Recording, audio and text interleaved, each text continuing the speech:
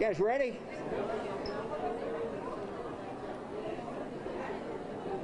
Morning, everybody. Good to see y'all.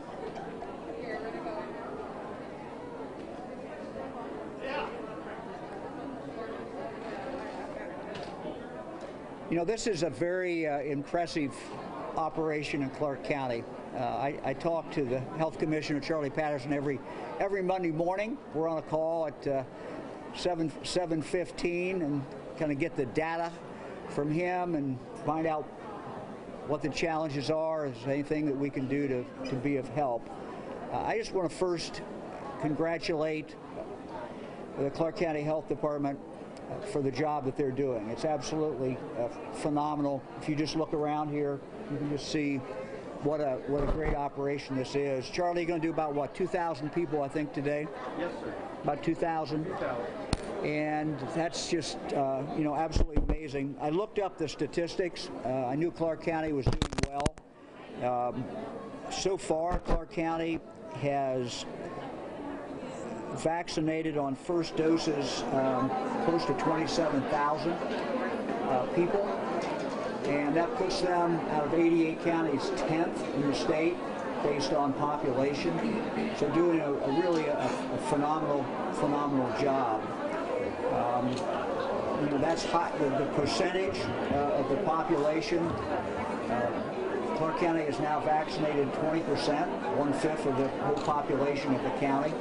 And when you look at those numbers, they're even more impressive because, you know, anyone 16 years of age and under can't be vaccinated. And so the 20% is a very good percentage. We're doing a number of teachers here today who are getting their second shot, so that's exciting to see as well. We now have passed over 2 million people that we've vaccinated in the state of Ohio, 2.1 million for their first dose, and I think we're at about 1.2 million for the second dose. So this thing is moving along, you know, very well. We anticipate that we're going to continue to get the same amount of vaccine in every week for the next several weeks, and then we think the number is going to go up beyond that. So we're getting in 400 to 500,000 doses every week. Yesterday in Ohio, we vaccinated over 50,000 people for the first dose alone. So it's good to be on offense, and you know, we have to continue, though, as we are on offense, to also stay on defense. And the defense is the mask. And you know, for the next few months, we're going to have to continue to stay wearing these masks. But you know, I look for a spring, and a summer to be very different than last spring and last summer. We're going to put out in the next several hours guidance for county fairs. We expect to have full county fairs this year. We'll have to wear masks and have to be careful, but the county fairs should take place throughout the state of Ohio. I think we have 5 or 6 that are normally scheduled in June. So we'll have guidance out later today in regard to the fairs. And then in the next few days, we'll have guidance out in regard to graduations. We'll have guidance in regard to proms, festivals, and parades. So that will be coming in the next few days. But we really look for a lot different summer and spring this year than we've had in the past. And the vaccine and the mask are what enables us to do this. So, Charlie, you want to come up and tell them a little bit about what's going on? Well, thank you, Governor. We're excited this week that we're going to be vaccinating 8,000 people here in Clark County, about 3,500 first doses and 4,500 second doses, mainly of our K-12 educators as we get them back to school. We appreciate the support that the governor has given us with the amount of vaccine. This is 3 weeks in a row that we've gotten 3,500 first doses. We've gotten notice yesterday that we're getting 3,500 additional first doses for next week, where we can keep this moving. We can continue to cut in. After this week is completed, we will have fully vaccinated 14% of our population in Clark County. That's an outstanding effort from our volunteers and our staff here in Clark County. And of course, we couldn't do it without those volunteers. They're doing an amazing job for us. And we do appreciate the support from the state health department. We've got additional vaccinators coming on in the next week or so that we can continue to expand. And if we need to, we should be able to do up to 10,000 shots a week here to make sure that our public is safe. But once again, it all goes back to the amount of vaccine we get and the support from the governor. Thank you, Governor.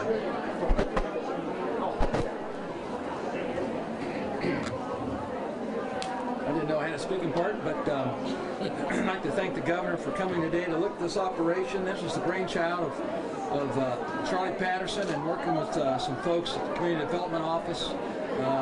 We diverted some of our COVID CARES Act money so that we could support this place. Fortunately, maybe this is why the county still owns this mall. But it's been a great effort. I don't know if any of you have been here before. I got both my shots here. You walk in, they meet you at the door, they take you where you're supposed to go, and you're out of here in minutes. It's just been a wonderful operation where we go, and if you look on Facebook, on the health department's Facebook site, we will see these two doing their live feed every week. Everybody praises this operation, so it's a great operation. A lot of folks in the community helped out, and thanks for sending all those vaccines this way. We appreciate your help. Thanks for being here. Well, you want to introduce everybody else and tell them part of the team that we've got here, how everybody works together.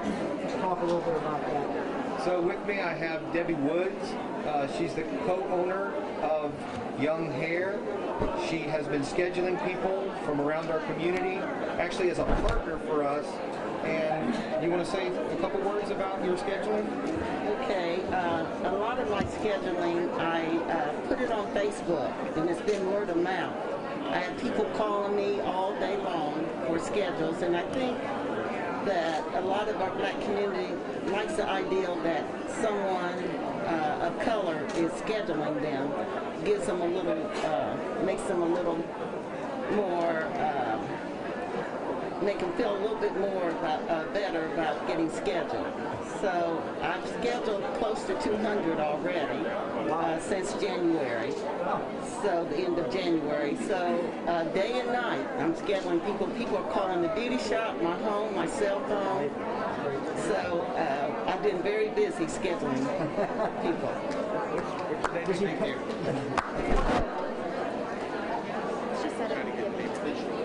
So my lovely co-host Denise Williams, from the president of the NAACP, she has been working with us for many months, even before the vaccine came out, to start talking about COVID-19 and how it has devastated our communities here, and been a great supporter. And also recently, although she hates needles, she got her own vaccinations, first and second doses.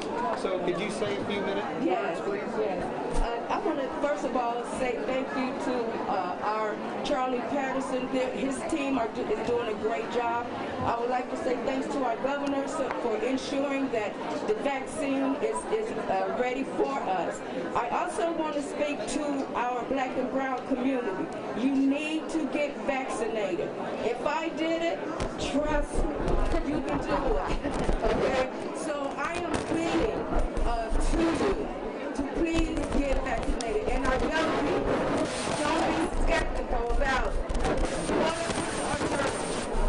So let's do this, and let's get these masks off. Stay safe.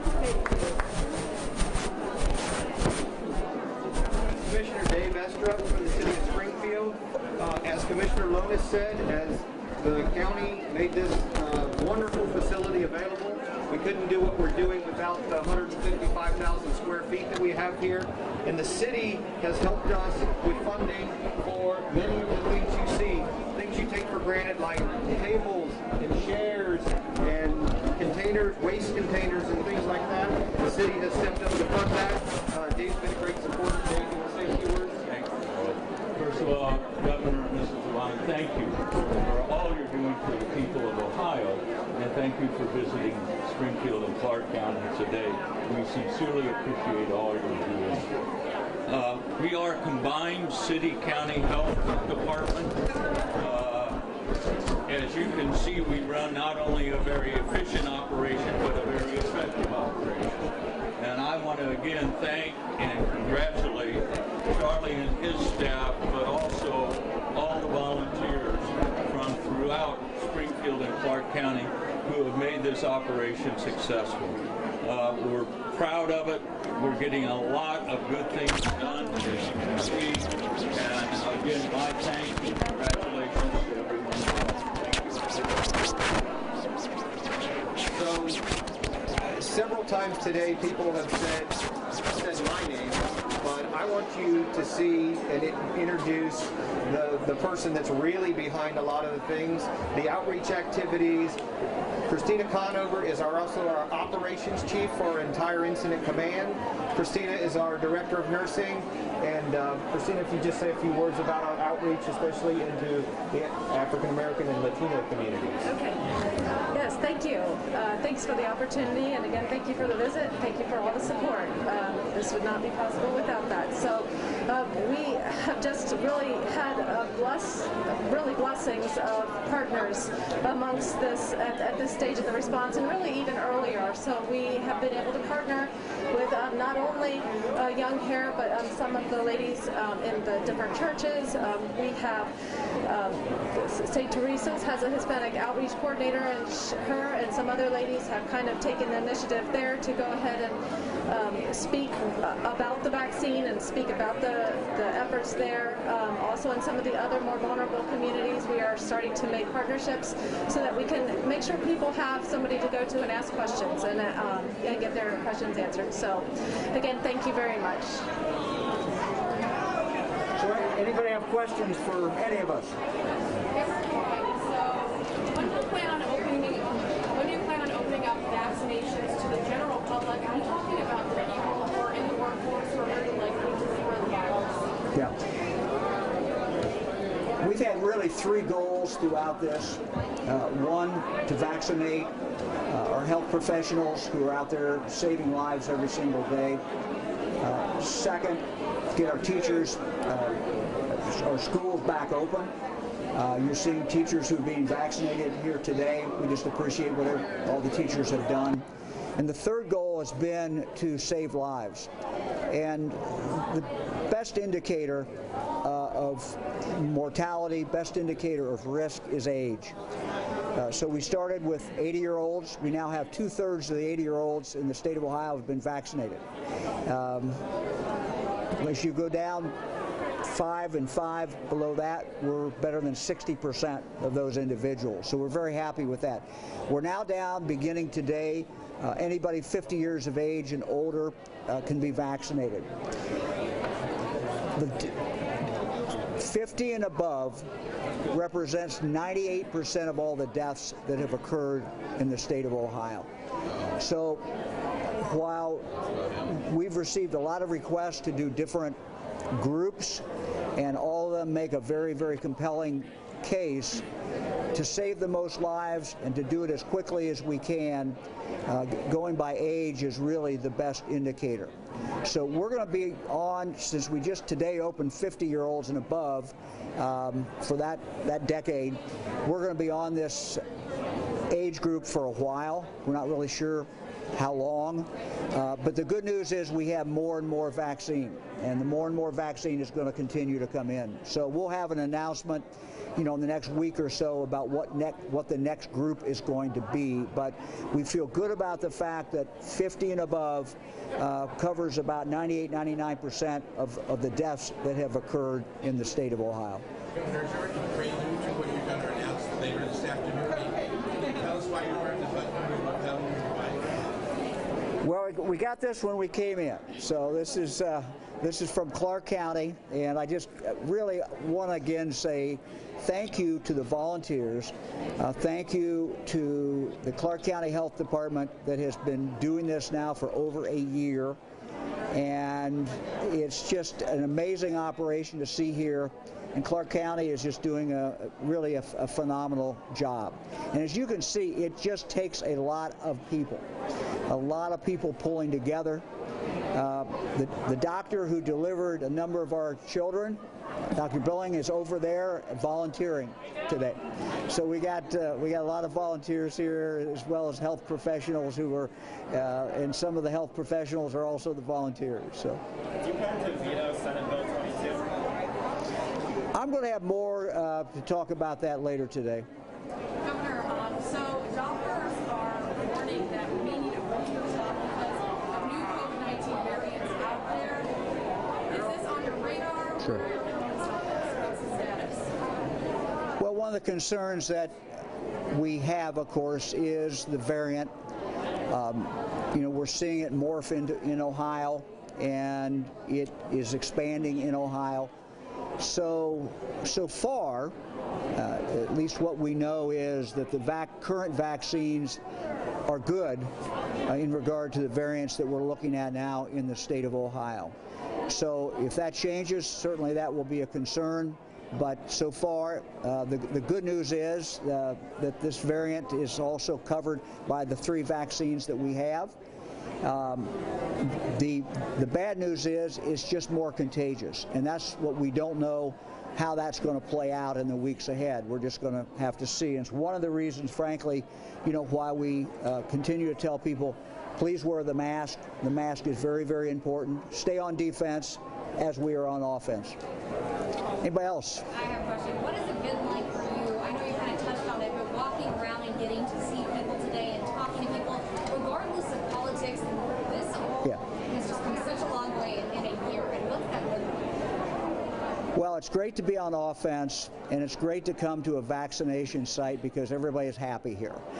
Everybody is relieved. If you talk to people who've just got their vaccination, as Fran and I were doing a minute ago, it's just a great sense of relief that they have, and it's freedom.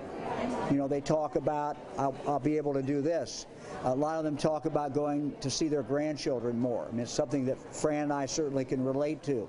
We're 2 weeks out from our second dose, so we're seeing grandkids more, and it's just a great thing. So this is the high point of my day, I will guarantee you, and that is coming to this vaccination site, and frankly, just seeing the great work that's being done here. Were you briefed when the V117 variant cases doubled between Sunday and Tuesday? Was there an outbreak that testing came from? Can you tell us what we know about those 30 additional cases? Yeah, my team keeps me informed about what we're seeing, and it's like a lot of things in life. The detection of this simply tells us where we found it. It doesn't tell us where it is.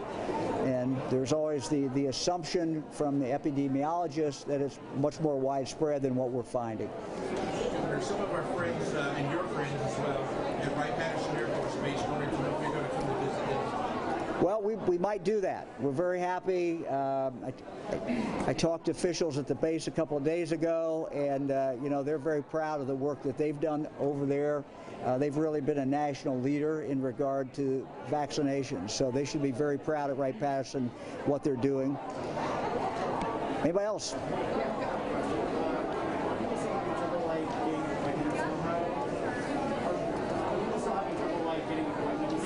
Yeah.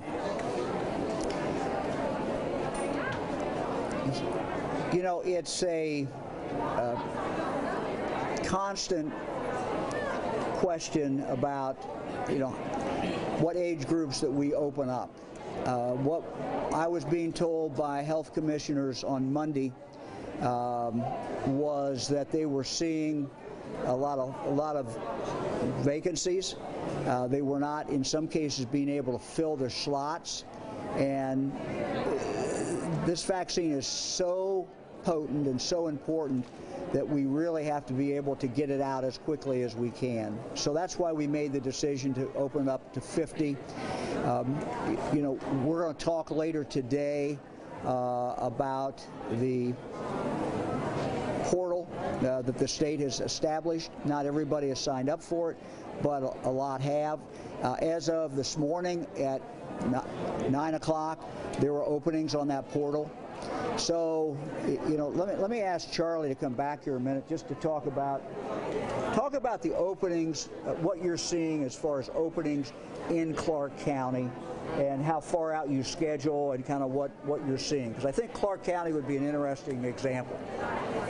Well, thank you, Governor. Happy to address that today. We're scheduling already for next week. Our appointments this week are full. We've already got most of Tuesday scheduled for next week, of a third of 3,500 appointments. And by tomorrow, probably Wednesday into Thursday will be scheduled. We may have a few appointments left on Monday, but there's no guarantees of that. So every week, if we're able to get rid of all of the vaccines that we get from the state, that's our goal, to leave Saturday night and have no vaccine for the following week. And so far, we've been able to do that with the way the governor has tiered and brought the ages down. Charlie, right now, though, if someone goes online or they call the health department, they could schedule a slot right now. There are appointments, if they qualify, 50 and up, or one of those medical conditions, or a K-12 educator, etc., they could schedule an appointment right now by calling the health department or by going to our website. Both of those are available right now. The website is open 24 hours a day and is going very well for people to schedule. About 50% of our appointments are scheduled online, and 50% are scheduled by calling the health department and actually talking with a live operator. So if someone does not have the ability to go online, they can call the Clark County Health Department, and you will schedule for them, right, Charlie? Absolutely. We will walk them through the process. We'll do all the computer work. You don't have to be able to use a computer. You have to be able to dial the phone, and we can get you an appointment here in Clark County. So you could get an appointment now for what days next week, right now? Tuesday, late afternoon, Wednesday, or Thursday of next week already. Those are up. Those are available now. We're not even able to wait till Friday because we have so many vaccines. We need to schedule those people all week long to get them in. Okay. Anybody else? Governor, so as you know, the homeless crisis here in Springfield is very severe. Community leaders call it an emergency situation. Talking about homeless? Yes, the homeless. I know that you helped put up many of the homeless population in local hotels and motels, but a fear is that their kids are going abandoned, and that they're using drugs and so on. Yeah. What is your timeline to get these people vaccinated so they can go back to the homeless shelters that provide them the services they need? Yeah, Charlie, you want to talk about homeless situation here? Well, as you said, the governor and his team has made funding available to make sure that we could keep those people safe and warm over the winter months. It is a longer-term crisis than just a couple of months in the winter. And so there are many groups working to make more affordable housing available. We've got several outside developers coming in who are looking at those situations as well as having the ability to go back to a normal shelter. One of the reasons why we've had to put them up in hotel rooms is we could not provide a typical shelter and have safe COVID requirements in place. And so as we transition out of the masks and with everybody vaccinated, we should be able to go back to our more normal shelter situation and help them as well. But it's more than just a 1 or 2 month issue for us. This is an issue that's been building in Clark County for many years, and so it's going to take us some time to get that under control. The schools are aware of this, and they're doing a lot of great outreach, as well as IHN with Interfaith Hospitality Network, providing case management services so that those kids can be connected to schools and make sure that they are fed and that they are safe and warm. And plans to get the homeless population vaccinated? Do you have a timeline or just any thoughts on that? Well, our vaccination timeline would be based on the governor's recommendations on the age groups, and we certainly will make certain appointments available to more vulnerable groups. It's one of the reasons why Clark County has received so many vaccinations, because our vulnerability index is high, and we know we have a lot of poverty that we're dealing with here. It's important for us to keep focused on that and make sure that we're doing extra outreach to those populations and taking the vaccine to places where they will be. With the advent of the Johnson & Johnson vaccine, that's going to make that much less labor intensive for us to do with a single dose.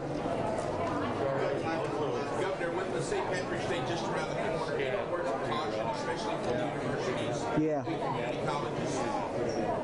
Yeah, St. Patrick's Day is coming up, and the DeWines came from Ireland, so you know, we celebrate St. Patrick's Day, but we need to be careful.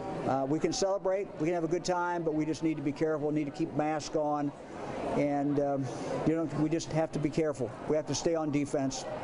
Without giving away whether they'll do a veto, I mean, 57 House Republican votes, that kind of puts you in a bind there, doesn't it?